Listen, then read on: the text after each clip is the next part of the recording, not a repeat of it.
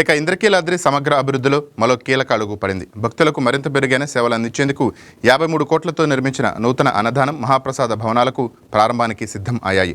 దేవాదాయ శాఖ మంత్రి ఆనం రామనారాయణ రెడ్డి, ఎంపీ కేశినేని శివనాథ్ చేతుల మీదుగా ఉదయం 11:32 ఈ భవనాలు ప్రారంభం కానున్నాయి.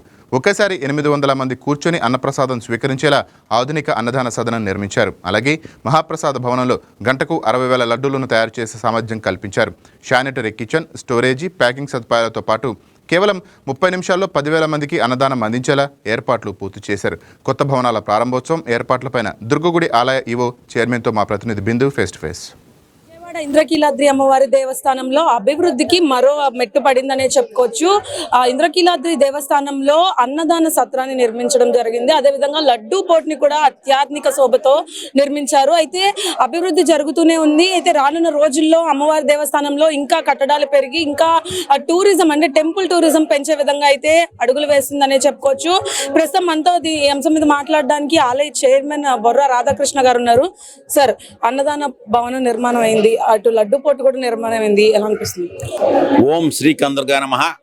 మరి ఈరోజు చాలా సంతోషకరమైన రోజు. ఇవాళ నేను ఆ తల్లి, ఆ కనదుర్గాదేవి చైర్మన్గా నేను చాలా ఆనందపడుతున్నాను. మరి ఇది కళ ఎన్నో ఏళ్ళ నుంచి ఎంప్లాయీస్కి కానీ లేకపోతే భక్తులకు కానీ మరి ఈరోజు కొత్త మనం శ్రీ కనదుర్గాదేవి పెట్టుకుని అది మహాప్రసాద అన్నప్రసాదం బాగుంది దీని పేరు, సదనం దీని పేరు. మరి ఇక్కడ దీంట్లో ఎన్నో వసతులు పెట్టాం. ఒక్కసారే భక్తులు 1000 మంది చక్కగా ఫ్యాన్ గాల్లో మనం పెట్టే మహాప్రసాదం అన్నప్రసాదం తీసుకుని వెళ్ళొచ్చు. మరి ఇది సుమారుగా 2 సంవత్సరాల నుంచి బిల్డింగ్ కడుతున్నారు. మరి ఎన్నో ఫెసిలిటీస్ ఉన్నాయి దీంట్లో. కింద కూడా అన్న కూడా వంట ఇక్కడ కూడా హరే రామ వాళ్ళకి బ్రహ్మాండంగా వంట చేస్తానికి కూడా ఫస్ట్ సేమ్ ఎక్విప్మెంట్ తిరుపతి ఎలాగో తిరుమల ఎలాగో అలాగే సేమ్ టైప్లో అదే రకంగా వంట చేసి భక్తులకి ఇంకా క్వాలిటీగా కూడా మనం ఇవ్వబోతున్నాం. మరి ఈరోజు ఇప్పుడు మన మంత్రివర్యులు, కమిషనర్ గారు, మంత్రులు, మరి మన ఆఫీసర్లు అందరూ ఇవాళ పోలీస్ కమిషనర్ గారు, కలెక్టర్ గారు అందరి సమక్షంలో ఇవాళ ఇది ఎమ్మెల్యేలు అందరి సమక్షంలో, ఎంపీ గారు అందరి సమక్షంలో ఇవాళ మనం ఇప్పుడు ప్రారంభోత్సవం చేసుకోబోతున్నాం. మరి ఇప్పుడు మేము పర్యవేక్షణ చేస్తున్నాం. ఈవో గారు నేను కూడా 2 బిల్డింగుల్లో మరి చాలా బాగుంది. అర్చక స్వాములంతా కూడా వివిధ రకాల పూజలు హోమములు చేస్తున్నారు ఇప్పుడు. అలాగే మరి మన లడ్డూ పోటు కూడా మనం పేరు పెట్టుకున్నాం. శ్రీ భవానీ మహాసదనం అని చెప్పి పెట్టాం. మనం మహాప్రసాద భవనం అని పెట్టాం పేరు దానికి. మరి అది కూడా చాలా బాగా అక్కడ పూజలు జరుగుతున్నాయి. మనం ఇప్పుడు అంతా కూడా అయితే గతంలో చూసుకుంటే దసరా ఉత్సవాలకు కానీ భవానీ దీక్షలు కానీ అన్న ప్రసాదానికి కొంచెం కష్టంగానే అనిపించేది కొండపైన జనాలు రావడానికి సంబంధించి.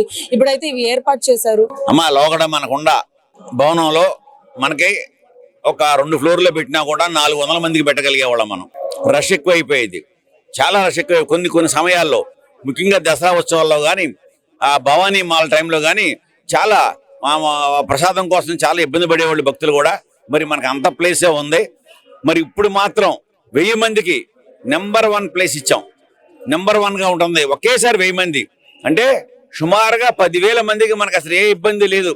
10,000 మందికి మనకి అరగంట మ్యాక్సిమం, ఒక్కొక్క ట్రిప్ అరగంట 20 నిమిషాలు పడుతుంది. మరి బ్రహ్మాండంగా మనం 10 గంటల నుంచి ప్రారంభించి 2-3 గంటల వరకు 20,000 మంది వరకు మనం పెట్టగలం. మరి వాళ్ళ ఇబ్బంది ఏమి ఉండదు. బ్రహ్మాండంగా ఏర్పాట్లు అన్ని చేస్తున్నాం. ఇప్పుడంతా కూడా అంగరంగ వైభవంగా ఆనందంగా ఇవాళ టెంపుల్ అందరూ మా ట్రస్ట్ బడే కాదు సిబ్బంది అందరూ కూడా ఆనందంగా ఉన్నారు. ఇవాళ ఒక మంచి 52 కోట్లతో 2 భవనాలను కూడా ఇప్పుడు ప్రారంభించబోతున్నాం. జై భవాని. సో చూసారు కదా, అన్నదాన భవన నిర్మాణం కూడా జరిగింది. అదేవిధంగా లడ్డు పోర్టు కూడా నిర్మించడం జరిగింది. అయితే ముఖ్యంగా దాదాపు 1000 మంది కూర్చొని అన్నం తినే విధంగా అయితే అన్నదాన ప్రసాద భవనాన్ని అయితే నిర్మించడం జరిగింది. ఈ సందర్భంలో అంటే గతంలో చూసుకుంటే దసరా టైంకి కానీ ఆ ముందు భవానీ దీక్షలకు సంబంధించి కూడా ఇదే విధంగా అన్నదానానికి సంబంధించి అంటే కొండ మీద భక్తులు వచ్చేదానికి కొంచెం అయితే కష్టతరంగా ఉండేది. ఇప్పుడైతే అన్నదాన భవనం ఇక్కడ కొండ మీద నిర్మించడం అనేది ఒక ఆధ్యాత్మిక శోభకు సంబంధించిన విషయం అని కూడా చెప్పొచ్చు. అయితే లడ్డు పోర్ట్ నిర్మాణానికి సంబంధించి కూడా వివరాలు చెప్పడం జరిగింది. లడ్డు పోర్ట్ ని కూడా ప్రతి ఒక్కరికి అంటే భక్తులు ఎవరైతే ఇంద్రకీలాద్రికి వస్తున్నారో ఈవో గారు చెప్పండి, అంటే అన్నదాన భవనం అదే విధంగా లడ్డు పోర్ట్ కూడా నిర్మించడం జరిగింది. గతంలో చూసుకుంటే దసరా అప్పుడు కానీ భవానీ దీక్షలు అప్పుడు కానీ కొంచెం కష్టంగానే ఉండేది, ఇప్పుడైతే నిర్మించడం జరిగింది. ఎలా అనిపిస్తుంది? చాలా సంతోషం అనిపిస్తుందమ్మా. ఎందుకంటే లక్షలాది మంది భక్తులు వచ్చే వాళ్ళందరికీ కూడా ఇక్కడ అన్నప్రసాద భవనాన్ని ఇంత సువిశాలంగా ఏర్పాటు చేయడము మా దేవాదాయ శాఖ తరపున మరియు ఇంద్రకీలాద్రి పుణ్యక్షేత్రం నుంచి భక్తులందరికీ కూడా ఎలాంటి ఇబ్బందులు లేకుండా ప్రశాంతంగా దర్శనం చేసుకుని రిటర్న్ లో వెళ్ళేటప్పుడు అందరూ కూడా అన్నప్రసాదం స్వీకరించి వెళ్తా లడ్డు ప్రసాదాన్ని తీసుకొని వెళ్ళేటట్టు చూస్తున్నాము. మీ అందరికీ తెలుసు ఇక్కడ స్థల ప్రభావం ఉంది, స్థలం ఎక్కువ లేదు, ఉన్న స్థలాన్ని మనం జాగ్రత్తగా వాడుకోవాలి. సో తక్కువ స్థలంలో ఎక్కువగా భక్తులందరికీ కూడా మంచి వాతావరణాన్ని కల్పించడానికి చాలా ప్రయత్నాలు చేస్తున్నాం.